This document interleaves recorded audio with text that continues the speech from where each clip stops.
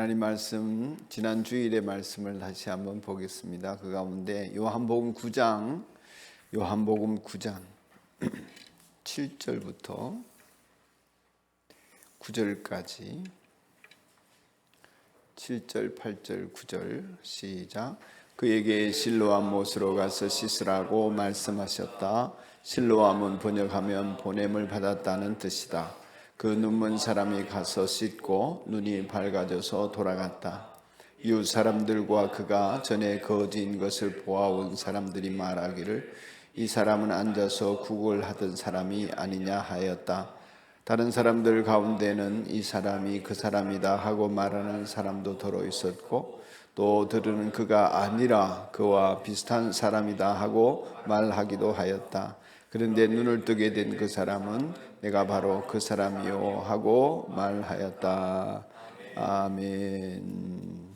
이제 9장 1절부터 이렇게 보시면 예수께서 가시다가 날 때부터 눈먼 사람을 보셨다. 이렇게 시작한 이 9장의 말씀은 41절까지 쭉 이어지거든요. 한번 읽어보신 분들 계십니까? 혹시라도 집에 돌아가셔서 굉장히 신나는 또 재밌는 이야기들이 이 속에 많이 내포되어져 있습니다. 왜 그랬는지 모르지만 예수님께서는 맹인에게 진흙을 발라주시고 실로암에 가서 씻으라 그랬다고 그랬죠. 이제 맹인이 순종했다. 이것이 이제 지난 주일에 드린 말씀입니다. 왜 그렇게 됐나? 하나님이 나타내시려고 그렇게 하셨다.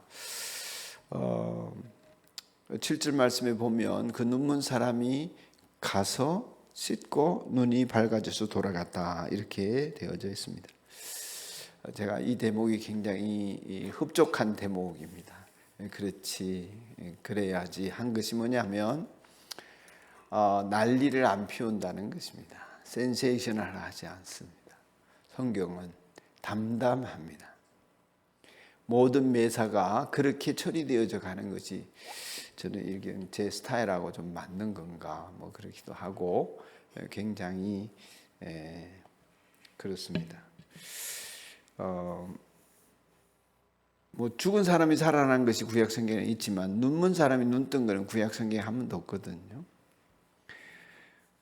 장님이 눈을 떴다. 이건 기가 막힌 일 아닙니까?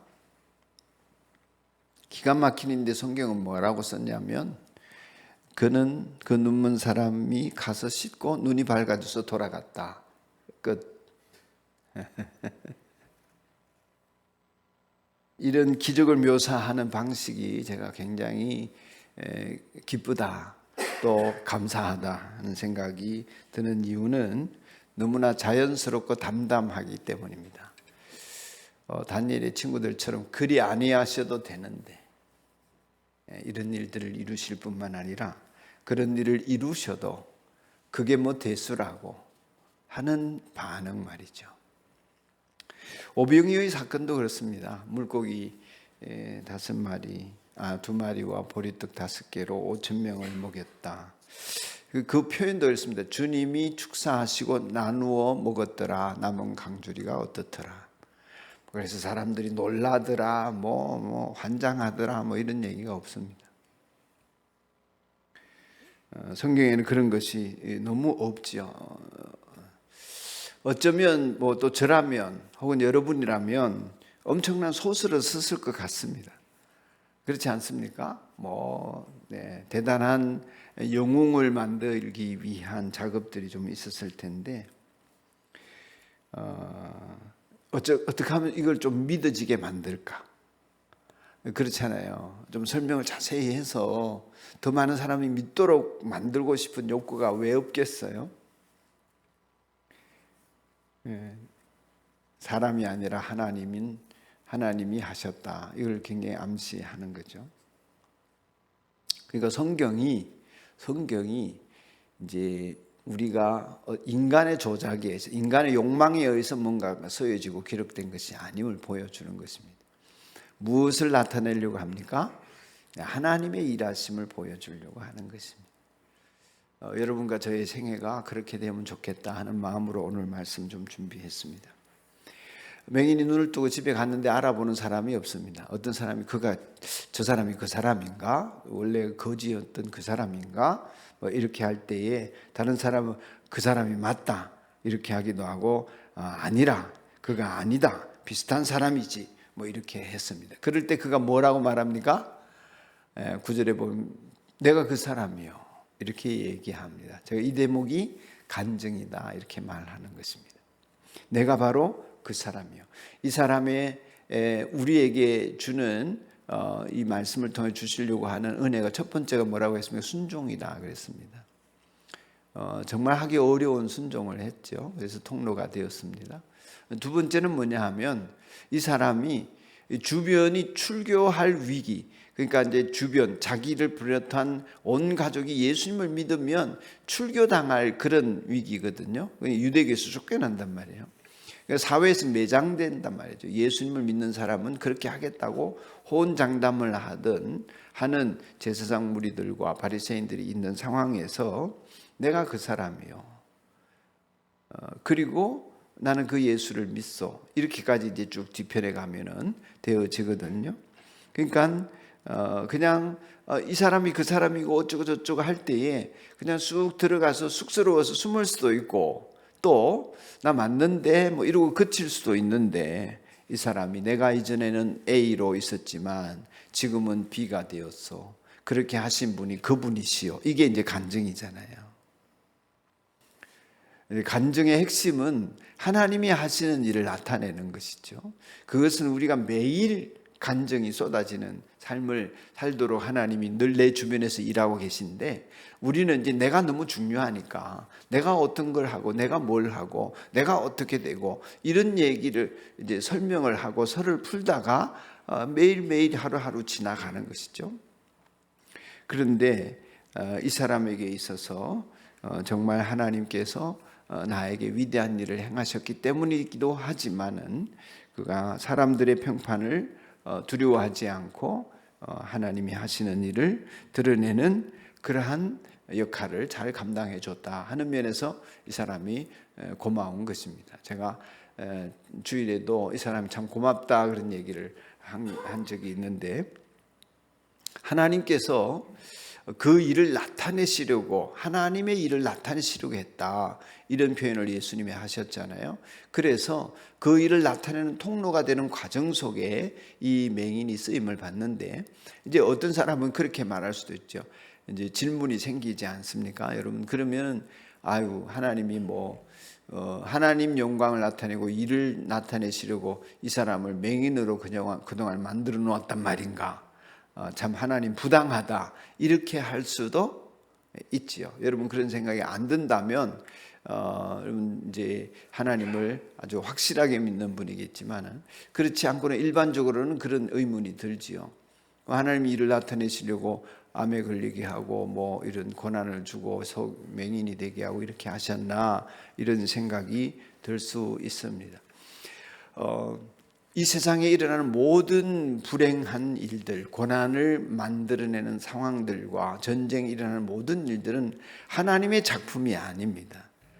그것은 죄로 말미암은 우리의 작품이지요. 악한 마귀의 세력에 의한 작품들입니다. 하나님이 구원하여 주지 않으시고 하나님이 만지지 않으시면 그냥 놔두면 그냥 그렇게 전쟁하고 싸우고 멸망하고 이런 것입니다. 하나님 메시지를 주시고 살려내시려고 하시니까 그런 역사가 일어나는 것이죠. 그러면 이제 이 사람이 맹인으로 난 것이 죄 때문이 아니라는 것을 예수님 밝히시고 그럼 무엇을 위하여? 하나님 영광을 위하여 하나님의 일을 나타내시려고 하시는 것이다. 여러분 이 부분에 있어서 분명한 주종 관계가 정립이 되어 있어야 합니다. 여러분 오늘도 어떤 자매님들은 아침에 출근하실 때나 외출하실 때에 목걸이도 걸어보고 귀걸이도 걸어보고 핀도 꼽아보고 이렇게 하지 않습니까? 예를 들면 목걸이를 하나 한다 합시다. 그 목걸이가 주인공입니까? 내가 주인공입니까? 목걸이 예쁘다 이러면 좀 기분 나쁘죠. 잘 어울린다 이래야 기분이 좋지. 안 그래요? 목걸이가 주인이 되면 안 되잖아요. 주인공이 되면. 그 목걸이를 뽐내려고 귀에 걸고 목에 걸고 귀걸이 귀에 거십니까? 아니죠. 그건 나를 위한 도구일 뿐이에요. 수단일 뿐이에요. 목걸이는 아무것도 아닙니다. 아니 비싼 거는 뭐 아무것도 아닌 건 아니지만 내가 드러나야 좋은 거지. 그걸로 인해서 내가 드러나는 것이죠. 이게 확실한 거 아닙니까? 그게 너무나 소중해서 내가 거기에 종이 되면 안 되잖아요. 그럼 하나님과 나 사이는 어떻습니까? 모든 나의 삶의 모든 것들이 하나님이 주인이고 하나님 운영하시는 것이죠. 나는 종인 거 아닙니까? 그래서 주님이라고 부르는 것이고, 그렇다면 그분이 나를 어떤 모양으로 두시든지 어떻게 쓰시든지 지금 어떤 상황을 만들어내시든지 토기장이가 어떻게 흙을 빚든지 그건 토기장이 마음이지 라는 것이 여러분에게 만일에 인정이 되는 믿음이 있다면, 그래서 나를 어떻게 끌고 가시든지 나는 문제 없습니다. 주님 뜻대로 하십시오. 이런 믿음 속에 있다면 여러분은 순간순간 모든 것에 대해서 나의 인생을 이끌어 가시는 하나님에 대해 말하는 사람이 될 수가 있습니다. 하나님이 나를 위하여서 이렇게 일을 하시고 하나님이 나를 통하여 이렇게 고난 가운데 하나님이 역사하고 계시다고 말하는 사람이 될 수가 있습니다. 마음만 그렇게 딱 정리가 되어지면 이제는 여러분의 삶의 모든 영역에서 하나님이 하시는 일이 아닌 것이 없게 되어질 수 있는 것입니다. 그래서 먹든지 마시든지 무엇을 하든지 하나님의 영광을 위하는 사람이 될 수가 있습니다. 이게 삶의 목표가 딱 정해지지 않고 여전히 내가 주인인데 하나님이 나를 위해서 일해 주시는 사람으로 착각을 하면, 그러면 복잡해집니다. 그리고 불편해요. 하나님 뭐라 하라 그래도 불편하고, 하나님이 내 마음에 안 드는 어떤 상황을 만들어 놓으시는 것 같아도 불편하고, 내가 어쩔 수 없이 내가 실수로 사고를 쳤는데도 하나님이 왜 안 도와주시나 이러면서 불편합니다. 어려운 일 생기면 어떻게 됩니까? 큰일 났다, 큰일 났다, 큰일 났다. 호들갑 떠는 것이 일이 되어버리고 마는 거죠. 왜 그렇습니까? 하나님께서 어떤 상황에서든지 하나님의 일을 나타내시려고 내 삶을 이끌어가고 계시고 주관하고 계신다 하는 것이 안 믿어지면 그게 간증이 안 되는 거죠.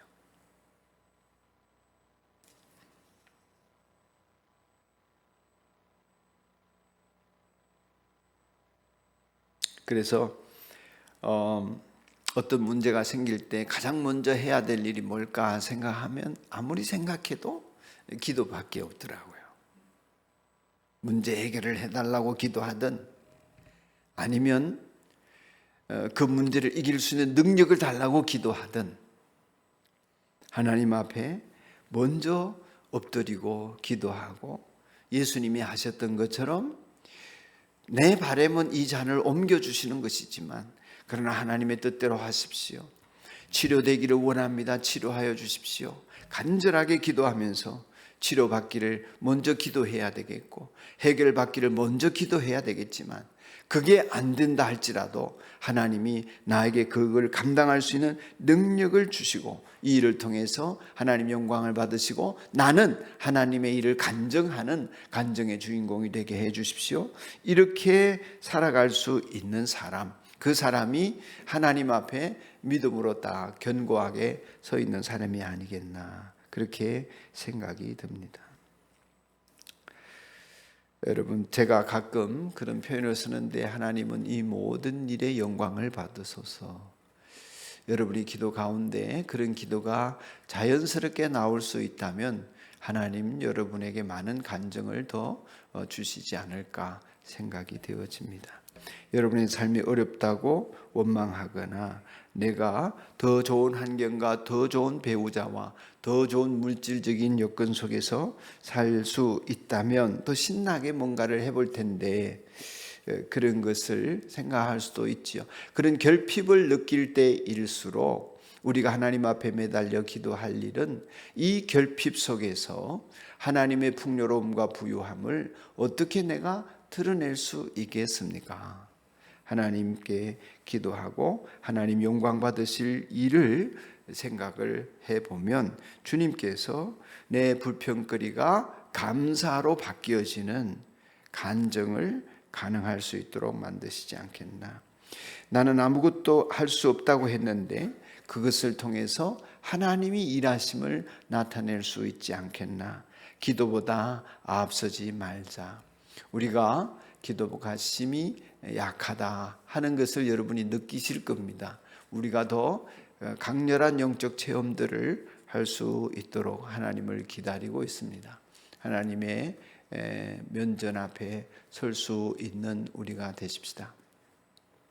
어제 시차례를 하는데 우리 시차례 서기 목사님이 제 동향이더라고요. 저와 또 어디 대학 후배는 아니었는데 어쨌든 와서 인사를 꾸벅하면서 뭐 이렇게 목사님 얘기 들었는데 제가 뭐 부산 어디입니다 이러면서 얘기하는 가운데 이런 얘기를 하시더라고요. 아직 뭐 이렇게 이제 50대 초반인 것 같은데 목사님 제가 그 동안에 열심히 일했습니다.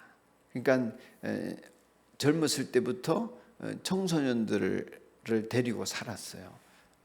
수십 명을 지금 데리고 이제 미션홈 같이 이렇게 해서 늘 길러 보내고 그래서 그 아이들 지금 커가지고 지금 교회를 튼튼하게 세우고 있는 것 같습니다. 지금도 이제 15명 정도 아이들과 같이 산대요. 그러니까 얼마나 살림살이가 그렇게 했어요. 근데 이제 한 4년 전에 목사님 제가 이제 열심히 하다 보니 갑자기 자기 안에 든 생각이 하나님과 내가 친밀하지 않다 이런 생각이 들더라는 거예요. 그래서 예배당에 가가지고 이제 하나님 앞에 철회하면서 부르짖어 기도하면서 이제 그 마음이 변하기 시작해서 이렇게 말했답니다. 하나님 오늘 저랑 1일입니다. 이렇게 무슨 말인지 아시죠? 네. 여러분 한번 가만히 생각해 보세요. 여러분 하나님과 어떤 친밀한 관계 속에 있습니까? 하나님 생각하면 행복하십니까? 아무런 느낌이 없습니까? 아니면 하나님이 그저 뭐 어떻습니까? 여러분이 하나님이 더 그립고 좋고 또 정말 하나님 사랑한다고 고백하고 그 하나님과 더불어 있는 시간을 아주 사모해서 어떻게 하든지 만들어 가지고 이제 뭐 이런 수요 기도회나 목장 모임이나 또 이제 주일 예배나 이런 것만 하셔도 여러분 아주 훌륭한 신자이시기는 해요. 그런데 그보다 더한 하나님과 나만이 아는 친밀한 교제의 시간이 늘 아쉽고 그 시간들을 하나님과 더불어 보내는 행복으로 채워지는 여러분들이 되시기를 주님의 이름으로 축복합니다.